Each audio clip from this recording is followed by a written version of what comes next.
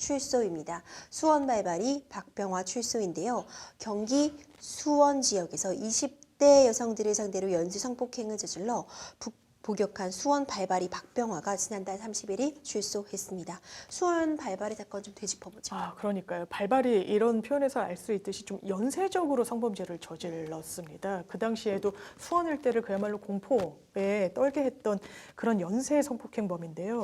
2005년도부터 2007년도까지 수원 일대에서 특히 원룸에 혼자 거주하는 20대 여성을 주 범죄 타겟으로 했습니다.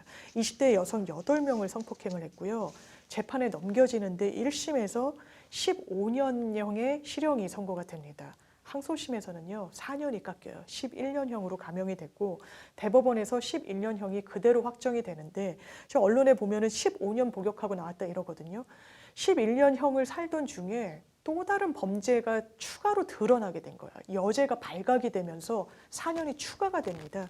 그래서 충주교도소에서 15년을 총 복역하게 됐는데, 일단 본인이 실형을 다 선고받은 곳을 살았기 때문에 이제는 사회로 나와야 되죠. 이제 수원 발발이라는 말에서도 알 수 있듯이 수원으로 가나 원래 근거지 뭐 가족도 있다라고 하고 뭐 어머니가 있는 걸로 알려져 있으니까 했는데 화성으로 간 겁니다.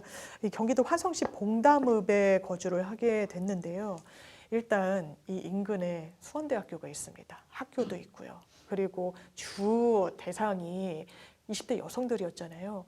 그런데 이 수원 발발이 박병화 같은 경우에는 83년생인가 해서 상당히 나이도 어린 편이에요. 그러니까 중장년이라고, 그러니까 중년 정도도 아직 안 된 그런 나이이기 때문에 이게 너무 불안하다라고 인근 주민들, 학생 어머니들, 학생들의 고통을 좀 호소하고 있는 상황입니다. 이 박병화가 거주 중인 경기 화성시 봉담읍 원물 건물주가 임대차 계약 해지 서면으로 일단 통보했다고 밝혔더라고요. 그렇습니다. 이게 난리가 난 거예요. 그렇죠. 그러니까 본인은 아직 이제 수감을 하기 전이니까 근데 나와서 바로 살 공간은 있어야 되잖아요.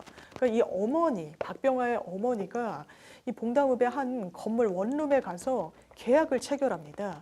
그런데 계약서에는 박병화라고 썼는데 뭐 위임장이나 이런 거는 내진 않았다라고 해요. 아마 받기가 어려웠죠. 그 상황 어려웠겠죠. 그 상황에서. 그리고 뭐 박병화가 누군지 뭐 성범죄 전력이 있는지 그쵸. 이런 설명은 하지는 당연히 않았습니다. 그렇겠죠. 근데 나중에 그냥 한 노인 여성분이 와서 뭐 자기 조카가 살 거라고 얘기했다는 보도가 있어요. 뭐 아들이라고도 정확히 밝히지 않은 것 같기도 한데 대신 계약을 체결하고 하는데 난리가 난 겁니다. 이 건물주가 아니 내가 박병화인 줄 알았으면 임대차 계약을 체결할 리가 있냐라고 굉장히 뭐 이야기를 하고 있고요.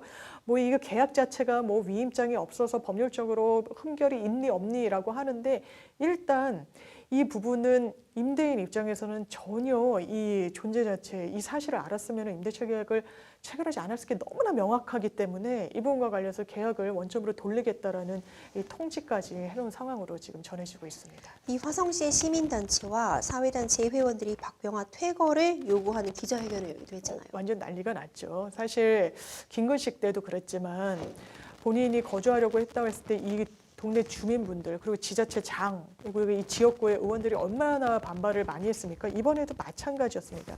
기자회견을 열어가지고요. 성명서까지 냈는데요. 일단 여기가 주거 밀집 지역이다라는 부분을 상당히 강조를 하고 있습니다. 원룸 밀집 지역이고 주거 밀집 지역인데 이 박병화 원룸에 사는 여성들을 이 범죄의 대상으로 물색했었거든요. 그러니까 대단히 불안하죠. 불안과 공포가 현실화됐다라고 언급을 하고 있고요.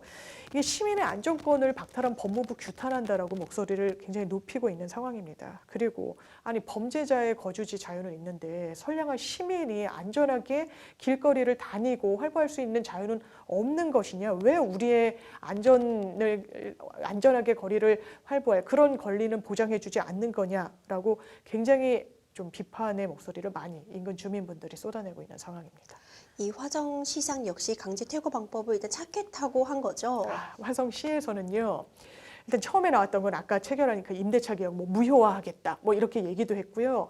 한 발 더 나아가서 전입 신고를 안 받아주겠다. 아. 뭐 이런 이야기도 나왔었어요. 근데 현실적으로 전입 신고라는 건 이게 선별하는 거라기보다는 신고를 하는 거죠. 신고를 하면 그냥 기계적으로 받아들이는 절차라서 이 부분이 사실 행정 절차상 맞는 방법으로 최종적으로 판단을 받을지는 좀 미지수인 부분이 있고요.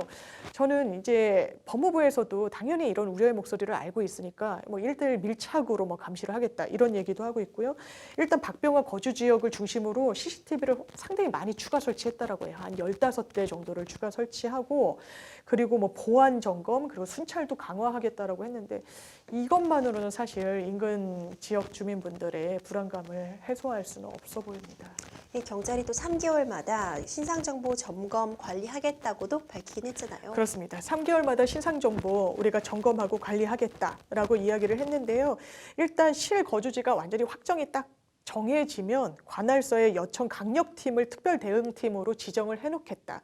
그리고 담당 보호관찰관과 이 지정팀 사이에 한 라인을 구축하겠다. 그래서 무슨 일이 설사 발생하게 되고 뭐 이동 동선이 상당히 의문스럽다거나 하면 바로 경찰력이 개입할 수 있도록 조치하겠다라고 이야기를 했는데요. 일단 이 부분과 관련해서도 뭐 성범죄자 알림이의 인적 사항 신상 공개해놓기도 했지만. 이미 일단 법적으로 보면은 죄값을 치르고 나온 사람이기 때문에 뭐 주거의 자유 그리고 뭐 본인의 생활을 할 수 있는 자유와 또 이런 범죄자의 범죄를 어떻게 통제할 것인가 이 문제가 항상 뭐 긴급 때도 그렇고 우리 사회 안에서 제대로 좀 해결책을 모색하기가 어려워 보이는 그런 상황인 것 같습니다. 김근식 얘기해 주셨는데 네. 이 김근식의 재구속 상황은 좀 어떻게 진행되고 있는지 좀 짚어주세요. 그렇죠. 김근식이 출소를 바로 앞두고 전날 바로? 그렇죠. 여죄가 있다. 근데 그 뭐 고소 시점도 훨씬 전이라기는 하는데 좀 긴급하게 영장을 청구했죠. 법원도 받아들였습니다. 이 사람 자기 죄를 부인하고 있는데 구속수감의 필요성이 분명히 있다라고 하는데 뭐 거짓말 탐지기도 뭐 하지 않겠다. 그러면서 범행에 대해서는 모르쇠로 일관을 하고 있다 보니까 지금 구속 기간이 검찰에서 10일 한 차례 연장해서 20일 데리고 있을 수가 있는데 지금 연장을 해가지고 계속 수사를 하고 있는 상황이라고 하고요. 아마 구속 기소될 가능성이 매우 높아 보입니다. 김근식 같은 경우에도 본인이 과거의 죄를 많은 부분을 인정하기도 했지만 이번에는 부인으로 일관하고 있어서 어떻게 공소 유지에 힘쓸 것인지가 또 관전 포인트인 것 같습니다. 그렇군요. 이 성범죄자들 일단 출소 이야기 나오고 있어요. 사실 뭐 영원히 가둬둘 수는 없는 것이기 때문에 언젠간 출소를 하겠죠. 근데 이렇게 시민들이 불안하는 건 그만큼 재범률이 높다는 부분도 문제점으로 지적될 수 있을 것 같고요. 관리가 제대로 될 것인지 의구심을 표하고 계시기 때문인 것 같아요. 그러니까요. 사실 우리 제도가 아직 이런 현상을 많이 못 쫓아간 것도 사실인 것 같습니다.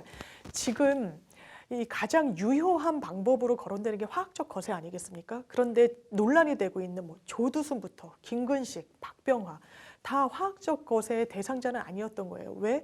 이거는 성범죄자에게 판결을 선고하면서 부과해서 하는 그러니까 성범죄의 재발 위험성이 상당히 높은 사람이 사회로 복귀를 한다라고 했을 때 사후적으로 이런 조치를 취할 수는 현행 규정상은 없는 겁니다. 빨리 입법적인 보완이 이루어져야 될 텐데 아직까지 좀 답보 상태인 부분이 좀 분명히 있고요. 범죄자 알림 2라는 것도 있고 여성가족부 등에서 많은 시민들에게 고지를 하고 있기도 하지만 특히 아이가 있는 집에는 이런 서면으로 보내주기도 하는데요. 이거는 정말 내 집 주변에 이런 범죄를 저지른 사람이 사는구나 정도의 안내고 그 이상으로 나아가지 못합니다. 그걸 고지받으면 그렇다고 뭘 할 수 있겠습니까? 우리 스스로 더 조심해야 되나? 라고 하는데 이런 책임을 오히려 일반 시민분들한테 전가하는 거는 저는 맞지 않는 부분이 있는 것 같고 그렇기 때문에 보호 수용소나 아니면 사후적인 화학적 거세 방법이나 이런 부분과 관련한 좀 논의가 이게 너무 뭐 민생 현안은 아니다라고 할 수 있지만 이렇게 되풀이되는 것 자체가 굉장히 사회적 비용이 발생하는 것이거든요. 빨리 법적으로 매듭 지어질 수 있는 길이 열리기를 희망해 봅니다. 참 흉악범들이 출소할 때마다 거주지 논란이 있습니다. 맞습니다. 좀 근본적으로 해결책 없을까요, 변호사님? 그러니까요. 영화 배트맨에 보면 이런 장면이 나온다고 합니다. 범죄자 도시가 있는 거예요. 그러니까 범죄를 저지른 사람들이 일반 시민들과는 완전히 격리돼서 살아가는 공간을 별도로 구성해 놓는 건데 이 현실에서는 사실 쉽지가 그쵸. 않은 부분이 있죠. 이게 주거 이전의 자유, 이사할 수 있는 권리 같은 것도 어쨌든 헌법상 인정되는 기본권으로 분류는 되니까요. 그리고 해외에서는 그래서 차용할 수 있는 사례가 항상 나오는 게 제시카법이라는 게 있습니다. 네. 이게 제시카 이제 아마 피해자 이름을 따서 이 법령을 만든 것인데 일단 미국에서는요 성범죄자가 아동이 밀집한 학교, 아동들이 많이 다니는 공원 인근에서는 아예 살 수가 없는 거예요. 거주 자체를 못하게 하는 겁니다. 이 미국에서는 제도로 자리를 잡았는데 우리도 비슷한 법안이 뭐 발의되기도 하고 뭐 논의가 이어지기도 하고 했지만 현실적으로 어렵다는 좀 지적들이 많이 나오죠. 미국 같은 경우에는 기본적으로 이 국토의 이 면적이 너무나 넓어서 이 한 공간으로 이렇게 범죄자들 마을이라고 해서 구성하는 게 가능한데 우리는 사실 교도소, 구치소도 굉장히 그냥 일상생활 공간에 그냥 자리 잡고 있잖아요. 왜냐면 안 그러면은 이게 설치를 할 수가 없는 겁니다. 그래서 이게 한국에서 유효한 방법일 것인가와 관련해서 논의가 상당히 많고요.